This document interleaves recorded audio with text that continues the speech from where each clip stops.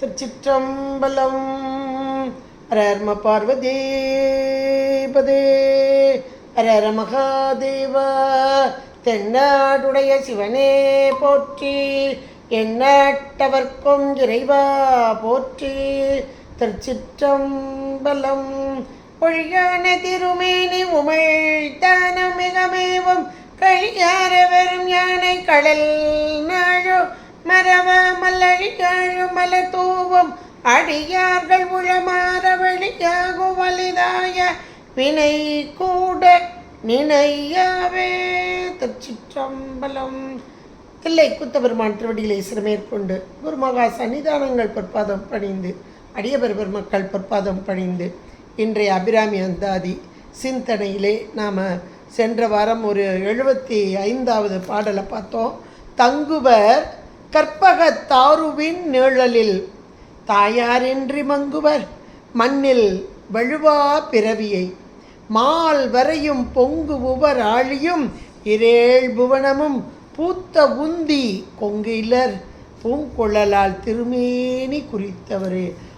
இந்த அண்ட சராசரங்களையும் படைத்தவள் அம்மை. இதைத்தான் நம்ம சாத்திரங்கள் மிக தெளிவாக நமக்கு சொல்கிறது. அப்படிப்பட்ட அம்மையை வணங்கி வழிபாடு செய்தால் என்ன பலன்றதை அந்த 75வது பாட்டில் சொல்கிறார். கற்பகத்தாருவின் நிழலில் தங்குவர்னர். கற்பகத்தாருவின் நிழலில் தங்குதல் என்பது பதமுக்தி. ஏன்னா கற்பக மரம் இருக்கக்கூடியது அந்த இந்திர போகத்தை அனுபவித்து கொண்டு அங்கே வானுலகத்திலே அங்கே தங்குவார்கள் அப்படின்னு சொன்னார். இது ஒரு குறிப்பிட்ட காலம், பதமுக்தி என்பது காலம்தான். அப்போ அதன் பின்பாக மீண்டும் உலகத்தில் பிறத்தல்.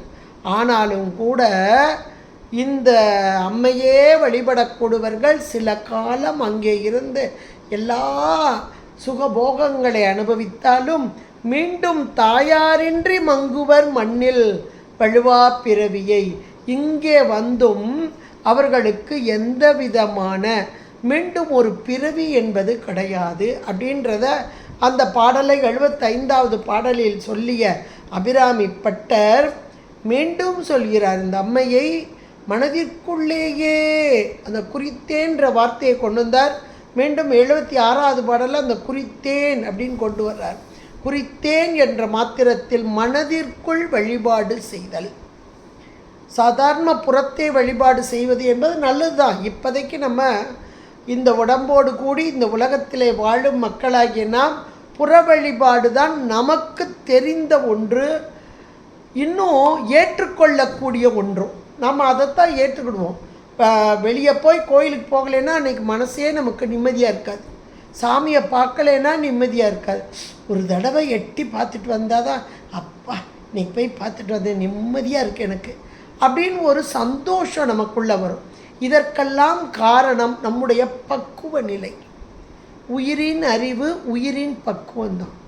உண்மையிலேயே இறை வழிபாடு என்பது எது என்றால் அகத்திற்குள்ளே இறைவனை குறித்து, குறித்து என்றால் தியான பொருளாக்கி மனதிற்குள்ளே கொண்டு வரணும். உள்ளுக்குள்ளே இந்த உள்ளுக்குள்ளே கொண்டு வர்றதுன்றது கொஞ்சம் ரொம்ப ரொம்ப ரொம்ப கஷ்டமான ஒன்று. நீங்கள் நல்லா யோசித்து பாருங்கள். சாதாரணமாக வெளியே பார்த்து பார்த்து பார்த்து பேசுகிறதுக்கும் மனதிற்குள்ளேயே வைத்து நினைந்து வழிபாடு இல்லைன்னா மனசுக்குள்ளே ஒருத்தரை நினச்சிட்டு செய்கிறதுன்றது ரொம்ப கஷ்டம். ஏன்னா சகலவர்க்க ஆன்மாக்கள், உடம்போடு கூடி உலகத்தை அனுபவிக்கக்கூடிய ஆன்மாக்கள் நாம். அப்போ மனம் என்ற ஒன்றை கட்டுக்குள் கொண்டு வந்தால் தான் மனத்திற்குள்ள தியானம் பொருளாக்க முடியும். இறைவனை தியான பொருளாக்குதல். அதுலேயும் கூட நம்ம அருளாளர்கள், சமயாச்சாரியர்களாகட்டும் சந்தனாச்சாரியர்களாகட்டும், அவர்களுடைய வாக்கும் அதுதான். இப்போ அப்பர் பெருமானுடைய குரு பூஜை வந்தது. அப்பர் பெருமானுடைய வாக்கு எது என்றால் இந்த மனதிற்குள் வைத்து இறைவனை வழிபடுதல் தான்.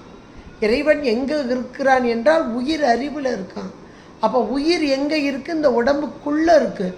அப்போ தேடி கண்டு கொண்டேன் தேடி தேடுன்னா தேவனை என் உள்ளே தேடி கண்டு கொண்டேன். அப்போ முழுக்க முழுக்க தியான பொருளாக வைத்திருக்கும் அந்த நிலை. என் உள்ளம் கவர் கல்வன் என்பார், என் உளமே புகுந்த அதனால் என்பார். அப்போ உள்ளுக்குள்ள வைத்து, என இறைவன் அங்கேதான் இடமாக உடம்பிலே இருக்கிறார் சுவாமி, உயிரிலே இருந்தாலும் அந்த உயிர் அறிவிலே இருக்கும் இறைவனை உள்ளத்தால் வணங்கி வழிபாடு செய்தல். இது மனதை ஒருமனப்படுத்தி கொண்டு வந்தால்தான் இந்த நிலையை நாம் அடைய முடியும். குறித்தேன், இந்த அடுத்த பாட்டை அப்படி தான் ஆரம்பிக்கிறார். குறித்தேன் மனத்தில் நின் கோலம் எல்லாம் அப்படிங்கிறார். நின் கோலம் எல்லாம். கோலம் என்றால் அழகு, கோலம் என்றால் வடிவு, கோலம் என்றால் உருவம். இங்கே உருவ தியானம். நமக்கு தியான பொருள் அப்படின்னு சொன்னாலே உருவம் இல்லாமல் நம்மளால் தியானிக்க முடியாது. உருவம் இல்லாத பொருளை நம்மால் தியானிப்பது என்பது சற்றே கடினமான ஒன்று, அது சகலவர் காண்மாக்களாகிய நமக்கு. அதனால் உருவ தியானத்தை தான் சொல்கிறார். அந்த உருவமும் இப்படிப்பட்ட உருவம்தான் எதிலையா சொல்லியிருக்காரா பாருங்க. மொதல் பாட்டிலே உதிக்கின்ற செங்கதிர்னாரு, உச்சி திலகம்னாரு, உணர்வுடையோர் மதிக்கின்ற மாணிக்கம்னாரு. இது மட்டும்தான் எத்திலையுமே சொல்ல மாட்டாங்க. ஏன்னா அம்மையின் உருவம் என்பது ஆயிரம் ஆயிரம் நாமாவளியை பார்த்துருக்கோம். சகஸ்ர நாமாவளியை அம்மைக்கு ஆயிரம் ஆயிரம் உருவங்கள். ஏன் என்றால் இந்த உயிர்களுடைய பக்குவம், கோடானு கோடி உயிர்கள் இருக்குது, உயிர்களுடைய பக்குவம் ஒவ்வொருத்தர் பக்கம் ஒவ்வொருத்தர் மாதிரி வேறுபட்டது.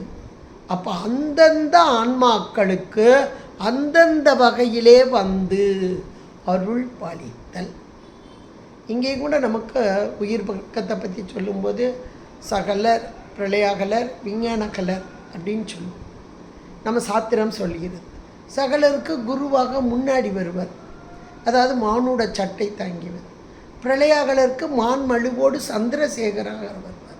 விஞ்ஞானகலருக்கு உள் நின்றே உணர்த்தி விடுவார் அப்படின்னு படிச்சிருக்கோம். அப்போ உள் நின்று உணர்த்தினா சகலர் உணர முடியாது, பிரளயாகலர் உணர முடியாது. விஞ்ஞானகலர் மட்டும், அதாவது மேலான அறிவு உள்ளவர்கள். உயிர் என்றாலே அறிவு பொருள். அந்த அறிவை மறைத்திருக்கும் ஆணவமலம் இருள், இதனுடைய நீக்கம் வர வர வர வர இறைவனை நாம் உணரலாம், தியானிக்கலாம். அப்போ சகலவர்க்க மக்களாகிய நாம் கொஞ்சம் கொஞ்சமாக ஒவ்வொரு பிறவிலையும் பல்லூழி காலம் அரணை அர்ச்சிக்கில் சற்றே ஞானம் நல்கும். அந்த ஞானத்தை கொண்டு இறைவனை வழிபடுதல். இன்றைக்கி நம்ம இறைவனை வழிபடுறதுன்றது இந்த நமக்குரிய அந்த ஞானத்தை கொண்டு தான். அப்போ நமக்குரிய உருவம் எது என்றால் இறைவன் அந்தந்த ரூபம் கொண்டு.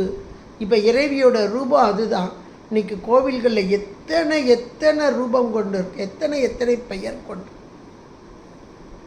யாருக்கு எதை எளிதில் பற்றி கொள்ள முடியுமோ அந்த அளவிலே அவர்களுக்கு அருள் பாலித்தல்.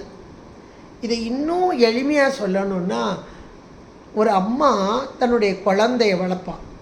பிறந்ததுலேருந்து அவள் தான் வளர்க்குறான். பால் ஊற்ற, தன்னிடம் இருக்கக்கூடிய பாலை ஊட்டி வளர்க்குறதுலேருந்து அது பெரிய ஆளாக வர்ற வரைக்கும் அவள் தான் வளர்க்குறான். சாப்பாடு ஒரே மாதிரியாக கொடுக்குறா. ஒவ்வொரு காலகட்டத்திலும் ஒவ்வொரு வகையாக கொடுக்கிறார். அதற்கு காரணம், இந்த குழந்தை கொஞ்சம் வளர ஆரம்பிச்சுட்டு இந்த பருவத்தில் இதை கொடுக்கணும், இந்த பருவத்தில் இதை கொடுக்கணும், இந்த பருவத்தில் ஒரு பிறவிக்கு வர்ற தாய்க்கே இவ்வளவு கருணைனா எத்தனையோ கோடி பிறவிகள் எடுத்த நமக்கு தாயாகி வரும் இறைவன் எவ்வளவு கருணை இருக்கும். அப்போ எல்லா உயிர்களும் பக்குவம் அடைய வேண்டும். எல்லா உயிர்களும் இறைவனை அடைந்தார் லட்சியம், குறிக்கோள். இந்த பாடலும் அதுதான். அடையும் பயன் எது? உயிர்கள் அடையும் பயன் எது? இறைவனை அடைந்து பேரின்பத்தில் திளைக்க வேண்டும். மரணமில்லா பெருவாழ்வுன்னு சொல்லுவாங்க இல்லையா?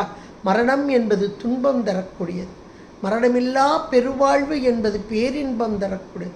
அந்த பேரின்பத்தை உயிர்களாகிய நாம் அடைய வேண்டும். அதுதான் இப்போ 76வது பாடல். அப்போ ஒவ்வொரு பிறவியிலையும் ஒவ்வொரு வகையாக அந்த ஆன்மாக்களை பக்குவப்படுத்தி, அப்போ அந்த உருவம் ஒவ்வொரு ஆன்மாவுக்கும் வேறு வேறு விதமாக, நீங்கள் நம்ம ஒவ்வொரு தளத்தில் இருக்கும்போது ஒரு பேர் வச்சு ஒவ்வொரு ரூபத்தில் நம்ம வழிபாடு செய்கிறோம். அதுவே பார்க்கலாம். நம்ம ஊரில் இப்போ பாகம்பரியாளாக இருக்கிறா அப்படின்னா சங்கரங்கோயிலில் கோமதி தாயாராக இருக்கிறாள், திருநெல்வேலியில் காந்திமதி தாயாராக இருக்கிறாள். இப்படி ஒவ்வொரு இடத்துலையும் ஒவ்வொரு பெயர் கொண்டு இருக்கிறாள் பார்க்குறோம். ரூபமும் ஒவ்வொன்றும் கொஞ்சம் வித்தியாசமாக இருக்கிறத பார்க்குறோம். ஒரு இடத்துல நின்ன கோலம், ஒரு இடத்துல அமர்ந்த கோலம், ஒரு இடத்துல 4 கரத்தோடு, ஒரு இடத்துல 2 கரத்தோடு, எவ்வளோ வேறுபட்ட உருவங்கள்லாம் இருக்குது அப்படின்றதையும் பார்க்குறோம். வேறுபட்ட பெயரும் வேறுபட்ட உருவங்களும் கொண்டவளாகி அந்தந்த உயிர்களுக்கு அருள் பாலிக்கும் அம்மை. அதுதான் நின் கோலமெல்லாம் எல்லாம் அப்படின்ட்டார். அப்போ ஒவ்வொரு பிறவியிலையும் அம்மையை வழிபட்டு கொண்டே வந்த இந்த ஆன்மா ஒரு பக்குவ நிலை அடையும் போது இந்த தியான பொருளாக ஆக்கும். அந்த தியான பொருளாக ஆக்கும்போது அந்த அம்மை எப்படி வந்துடுறா? உள்ளத்துக்குள்ளே வந்துடுறா. குறித்தேன் மனத்தில் நின் கோலம் எல்லாம்.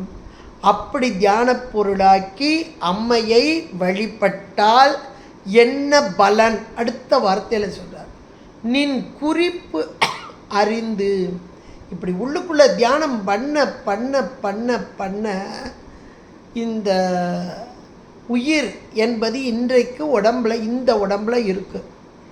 அடுத்தடுத்தடுத்து உடம்புக்கு தயாராகிக்கிட்டு இருக்கு. நம்ம வினைகள், மலம், அதனால் வரும் வினைகள், அதனால் வரும் பிறவி, இப்படி வரிசையாக வச்சுக்கலாம். இப்போ மலம் தேயுது. ஏன் தேயுதுன்னா அம்மையை வழிபாடு செய்து கொண்டு இருக்கிறோம். உள்ளத்தால் மனதில் தியானம் பண்ணுறோம். தியானம் பண்ண பண்ண பண்ண வினைகள் நீங்குது, மலம் தேய்கிறது. அப்படி மலம் தேய தேய தேய தேய பிறவி என்பது வரக்கூடாது. பிறவி எப்போ வரும் அப்படின்னா இறப்பு உண்டேல் பிறப்பு உண்டு. எல்லாம் ஞாபகம் வச்சுக்கோங்க. இறப்பு உண்டேல் மரணம் உண்டேல் ஜனனம் உண்டு. மரணம் இல்லையேல் ஜனனம் இல்லை. இங்கே நம்ம சிதம்பரம் தரிசிக்க முக்திம்பாங்க, திருவாரூர் பிறக்க முக்திம்பாங்க. 2 இடத்துலையுமே 2 சண்டேஸ்வரர் இருக்காங்கன்றதையும் நம்ம பார்த்துருக்கோம். ஒன்று, இந்த பிறக்க முக்தியம்னா பிறந்துட்டாங்கன்னா அவங்களுக்கு இறப்புன்றதே கிடையாது. எங்கள் திருவாரூரில் இறப்பு இருந்தால் தானே இன்னொரு பிறப்பு வரும்.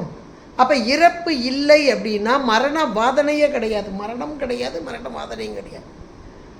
அந்த மரணத்தை தருபவன் யார்? யமன். யமனுக்கு வேலை இல்லை, அவ்வளோ. யமனுக்கு வேலை இல்லை. அப்போ யமனே சண்டேஸ்வரராக, யமச்சண்டேஸ்வரராக. இந்த வரி ரொம்ப அழகாக அதை சொல்லுது. யார் அம்மையை மனதிற்குள் குறித்து, குறித்து என்றால் தியான பொருளாக்கி வழிபாடு செய். யார் யாருக்கு எப்படி முடியுதோ அவங்கவுங்க கோயிலில் இருக்கிற அந்த அம்மையே கொண்டு வரலாம். இல்லைன்னா இந்த அபிராமி பட்டர் முதல்ல இருந்தே சொல்லிட்டு வர்றார், இவர் கண்டது ஒளி வடிவம். அப்படியே பௌர்ணமி ஒளியாக தகித்து கொண்டிருந்தாள் அம்மை. அந்த வடிவையும் மனதிற்குள்ள இந்த ஒளி வடிவை கொண்டு வர ரொம்ப கஷ்டம். அதாவது முச்சை தவம் சொல்கிறாங்க இல்லையா, ஒவ்வொரு பிறவியிலையும் செய்த அந்த தவத்தின் காரணமாக அம்மை ஒளிப்பொருளாகி இங்கே வந்து உள்ளே உட்காந்துருவாங்க. அப்படியே உள்ளுக்குள்ளே தியானம் நடந்துக்கிட்டே இருக்கும். அவங்க மற்ற வேலைகளில் ஈடுபடுவாங்க. உலகத்தில் உலக வேலையை செய்யாமல் இருப்பாங்களா? செய்யாமல் இருக்க மாட்டாங்க, செய்து கொண்டே இருப்பார்கள்.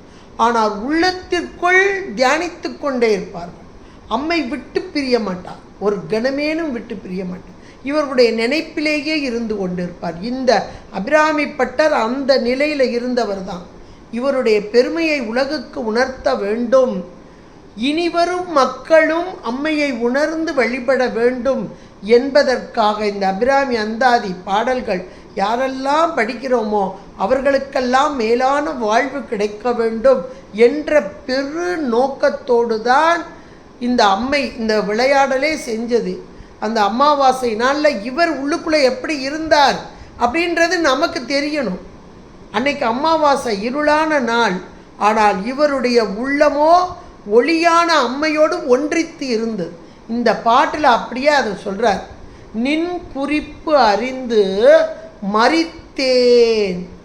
எதை மறித்தேன் அப்படின்னா, இப்போ உள்ளுக்குள்ளே ஒரு ஆள் வர்றத நான் மறிச்சிட்டேன், உள்ளே வரவிடாமல் பண்ணிட்டேங்க. யார் உள்ளே வர்ற நினச்சா அப்படின்னா மரளி. மரளி என்றால் யமன். வருகின்ற நேர்வழி, அவன் உள்ளே வரலான்னு பார்த்தா அந்த வழியெல்லாம் அடைச்சிட்டேன். எவ்வளோ ஒரு இது பாருங்களேன். அதெல்லாம் இதில் ஒரு சொல்லணும்னா உள்ளத்துக்குள்ளே எவ்வளோ ஒரு கான்ஃபிடென்ஸ் இருந்தால் சொல்ல முடியும்.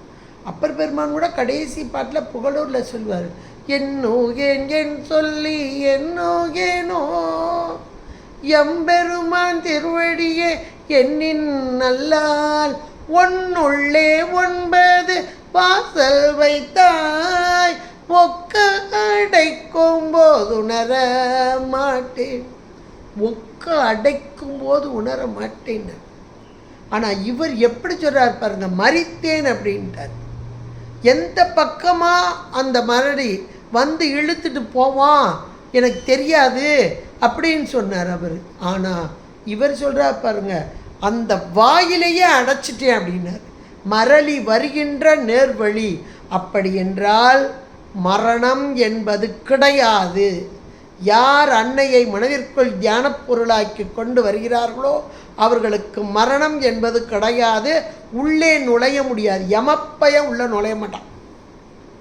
யமப்பையன் உள்ள நுழைய மாட்டான். அது மட்டும் இல்லை, இன்னொரு பொருள் அங்கே இருக்கிறது. மரளி வருகின்ற நேர்வழி. மறித்தேன் அப்படின்னா என்ன பொருள்னா, சிலருக்கு பாருங்கள் மரணம் ஒரு செகண்டில். என்னங்க இப்போ தானங்க பேசிக்கிட்டு இருந்தார், ஒரு 10 நிமிஷத்துக்கு முந்தி பேசிட்டு போனீங்க, அதுக்குள்ளே என்னங்க அப்படி நியூஸ் வந்தோடனே நம்ம அதை தான் சொல்லுவோம். எத்தனையோ இடங்களை நீங்கள் கேள்விப்பட்டிருக்கலாம், எத்தனையோ இடங்களில் இப்போ தானே பேசினார் அப்படின்னு. அப்போ ஏன் ஒரு செகண்டில் வந்து அப்படி தூக்கிட்டு எடுத்துகிட்டு போயிடுறான். ஆனால் ஒரு சிலருக்கு 1 வருஷம் 2 வருஷம் 3 வருஷம் எத்தனை வருஷமாக படுக்கையில் கிடக்கார் போங்க, உடம்பெல்லாம் அப்படியே புண்ணாக அழுகி போய் கிடக்கு, பார்க்கவே பாவமாக இருக்குது என்றெல்லாம் நான் சொல்கிறேன் பாருங்க.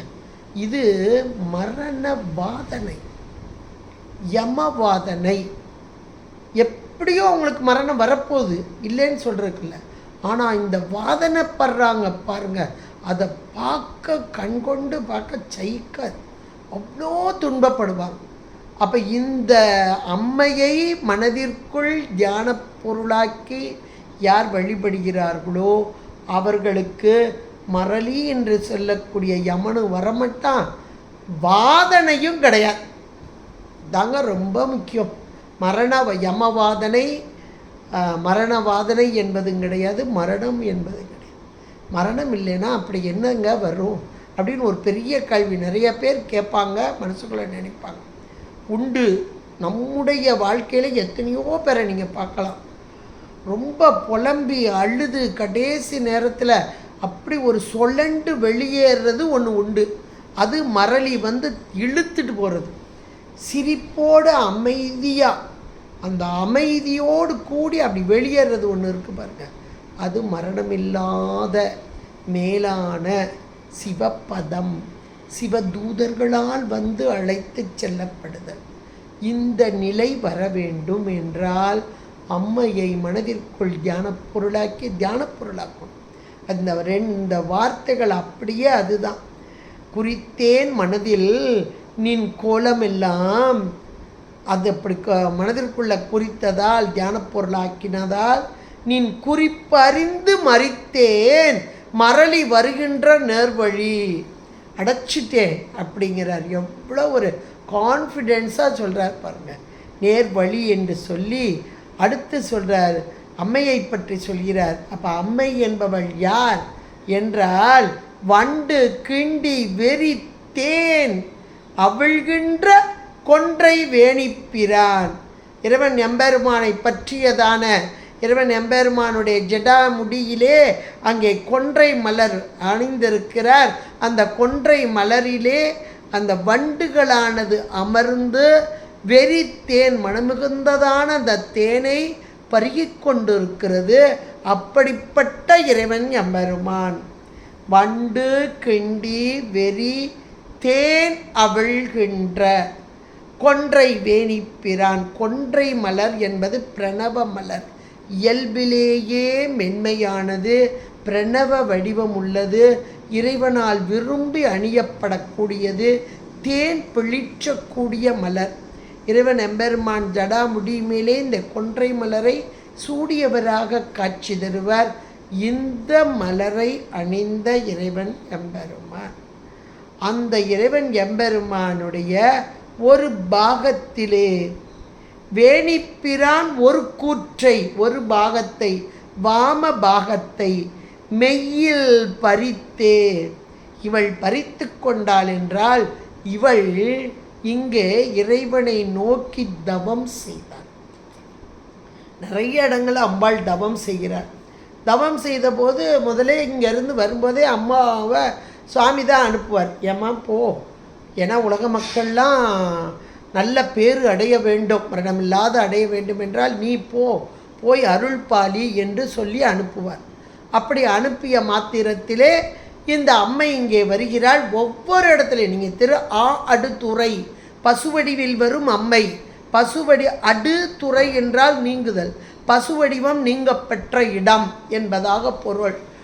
உயிர்களாகிய நமக்காக இந்த வடிவம் நீங்க வேண்டும் என்றால் அந்த அம்மையை அடைய வேண்டும், அந்த அம்மையை வணங்க வேண்டும் என்றுதான் பொருள்.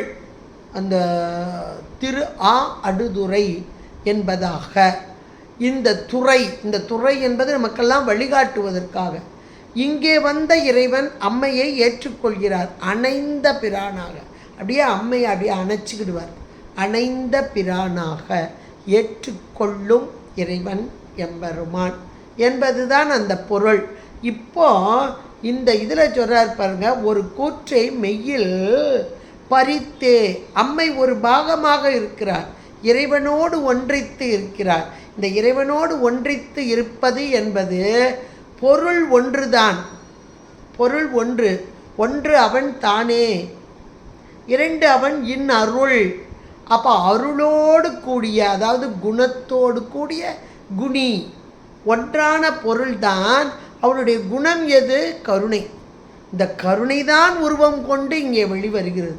கற்பனை கடந்த ஜோதி கருணையே உருவமாய். இந்த கருணையின் பெயர்தான் அம்மை. அந்த அம்மை எங்கே இருக்கிறாள்? ஒரு பாகமாக. இதைத்தான் ஒரு கூற்றை மெய்யில் பறித்தே குடி புகுதும் ஒரு பாகத்தில் இருக்கும் அம்மை. இந்த கோலம்தான், அதாவது இது அர்த்தநாரீஸ்வர கோலத்தை இங்கே காண்பிக்கிறார். இந்த அர்த்தநாரீஸ்வர கோலம்தான் தொன்மை கோலம் சென்று ஊதாய் கோத்தும்பி என்று மாணிக்க வாசகரும் ரொம்ப அழகா சொல்றார். தொக்க வளையும் உடை தொன்மை கோலமே சென்று ஊதாய். இந்த தொன்மை கோலம் அர்த்தநாரி கோலம். திரு அண்ணாமலையில் பார்த்தீங்கன்னா கார்த்திகை மாதம், கார்த்திகை நட்சத்திரம், சாயங்காலம் 6 மணிக்கு என்ன விசேஷம்னா இந்த அர்த்தநாரியாக வெளிவருதல் தான். அர்த்தநாரியாக வெளியே வரும்போது தான் அங்கே தீபம் ஏற்றப்படும். இந்த பிரான் தான் அங்கே ஒளி வெள்ளமாக காட்சி தருகிறார், ஒளியாக காட்சி தருகிறார், அண்ணாமலையாக காட்சி தர என்பது இன்றைக்கும் சொல்லப்படக்கூடிய ஒரு உண்மை. அந்த அர்த்தநாரி கோலத்தை தான் இங்கே கொண்டு வருகிறார். இந்த கோலம் ஒரு கூற்று மெய்யில் பறித்தே குடி புகுதும் பஞ்சபான பைரவியே. இந்த அம்மை கையில் என்ன வைத்திருக்கிறாள்? 5 பானங்களை கையில் வைத்திருக்கிறாள். பஞ்சபானம் என்று சொல்லக்கூடிய, ஏன்னா 5 பொருள் என்பது இந்த 5 மலர்கள். அந்த 5 மலர் நமக்கு சகஸ்ரநாமத்திலே ரொம்ப அழகாக சொல்லப்படக்கூடியதாக இருக்கிறது. 5 மலர்கள் என்பது இந்த இந்திரியங்கள், தன்மாத்திரைகள், இவற்றையெல்லாம் மலர் அம்புகளாக கொண்டு இங்கே வைத்திருக்கும் அம்மை என்பதாக. இப்படிப்பட்ட அன்னையை வணங்கி வழிபாடு செய்தல் என்பதை இங்கே அருமையாக சொல்லப்படக்கூடியதாக ஒரு பாடல். உண்மைக்கே ரொம்ப அருமையான பாடல். இந்த பஞ்சபான பைரவியே, பைரவ கோலம் கொண்ட இறைவன்தான் நம்மிடம் உள்ள அகங்காரம், தன்முனைப்பு, ஆணவம், அறியாமை இவற்றையெல்லாம் நீக்க வரும் கோலம் பைரவ கோலம். அது நீங்கள் அட்டமூர்த்தங்கள் அப்படின்னு சொல்லக்கூடியது, அதாவது 8 இடங்கள் வீரச் செயல்கள், வீரட்டான செயல்களில் பார்த்தாலும் கூட இந்த பைரவ கோலம் கொண்டு வந்தது தெரியும். இந்த 25 மாகேஸ்வர மூர்த்தங்களில் ஒன்று பைரவ கோலம். அந்த பைரவராக வந்தவளுக்கு பைரவரின் மனைவியாக பைரவி, அம்மையே பைரவி என்று அழைக்கப்படக்கூடியவளாக இருக்கிறாள்.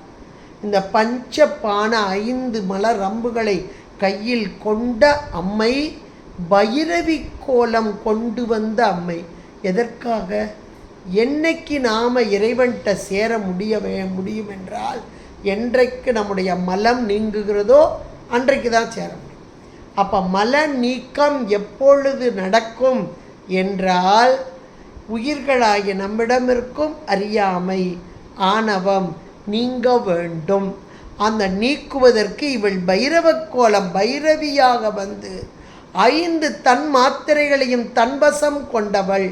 ஏற்கனவே மன்மதன்ட்ட 5 பானங்கள் இருக்கும், அவனும் அந்த மலர்கணைகளை தான் வச்சிருப்பான். ஆனால் அந்த மலர்கணைகள் அம்மையிடம் இருக்கிறது. அம்மையை வணங்கி வழிபடுபவர்களுக்கு இந்த காமம் என்பது வராது என்பதை உணர்த்தும் வண்ணமாக, காமம் இருக்கும் வரையில் மீண்டும் பிறப்பு, காமத்தை அழிக்கும் வண்ணமாக வரும் காமேஸ்வரியாக அம்மை வருகிறாள் என்பதையும் குறிக்கும் வண்ணமாக இப்படிப்பட்ட அன்னை இறைவன். அந்த இறைவன் எப்படிப்பட்டவன்? கொன்றை மலர் சூடிய இறைவன். அந்த கொன்றை மலர் சூடிய இறைவனின் ஒரு பாகத்தை தனதாக்கி கொண்ட பைரவி கோலம், பஞ்ச பானங்களையும் தன் கையில் கொண்ட பைரவி கோலம். இப்படிப்பட்ட அம்மையை தியானப் பொருளாக்கி யார் வணங்கி வழிபாடு செய்கிறார்களோ, இடைவிடாத தியானம் செய்கிறார்களோ, அவர்களுக்கு யம வாதனையும் கிடையாது, யம பயனும் கிடையாது, மரணம் என்பதும் கிடையாது. மரணமில்லா பெருவாழ்வை அடையலாம் என்று அபிராமி பட்டர் அனுபவிச்சு சொல்கிறார். இவங்கெல்லாம் அனுபவித்தவங்க அருளாளர்கள். அதனால் இந்த அம்மையை வழிபாடு செய்ய வேண்டும். எப்படி வழிபாடு செய்ய வேண்டும்? மனதிற்குள் தியான பொருளாக்கி. கோயிலுக்கு போகிறோம், கண்டிப்பாக போகணும். சகலவர் கான்மாக்களாகிய நாமெல்லாம் கோயிலுக்கு போய் வழிபட்டு அங்கே வழிபட்ட அந்த அம்மையை அப்படியே தியானத்தில் கொண்டு வந்துடணும். உள்ளுக்குள்ளே கொண்டு வரும், வெளியே கண்டதை உள்ளே கொண்டு வரும், உள்ளுக்குள்ளே இருத்திடணும். வேறு எந்த நினைவுகளும் வராத அளவு அம்மையே தியானித்து கொண்டிருந்தால் நமக்கு எந்த யமவாதனை என்பதே கிடையாது என்பதை இங்கே அழகாக சொல்கிறார். குறித்தேன் மனதில் நின் கோலமெல்லாம், நின் குறிப்பறிந்து மறித்தேன் மரளி வருகின்ற நேர்வழி, வண்டு கிண்டி வெறித்தேன் அவள் கொன்றை வேணிப்பிரான் ஒரு கூற்றை மெய்யில் பறித்தே குடிப்புகுதும் பஞ்சப்பான பைரவியே என்பதான 76வது பாடலை இங்கே அபிராமி பட்டர் அனுபவமாகவும் பயனாகவும் நம் போன்றவர்கள் பயநிலையை அடைய வேண்டும் என்பதற்காகவும் அருமையாக அமைத்து கொடுத்திருக்கிறார். தினந்தோறும் பாராயணம் செய்யும் போதே மனதிற்குள் தியானப் பொருளாகவும் அம்மையை கொண்டு வர வேண்டும் என்று கூறிக்கொண்டு, இதுகாரும் கேட்டு மகிழ்ந்த அனைவரின் பொற்பாதம் பணிந்து உங்களிடமிருந்து விடைபெறுகிறேன். நன்றி, வணக்கம். திருச்சிற்றம்பலம். ஹர பார்வதி பதே, ஹர மகாதேவ. தென்னாடுடைய சிவனே போற்றி, எண்ணற்றவர்க்கும் இறைவா போற்றி. திருச்சிற்றம்பலம்.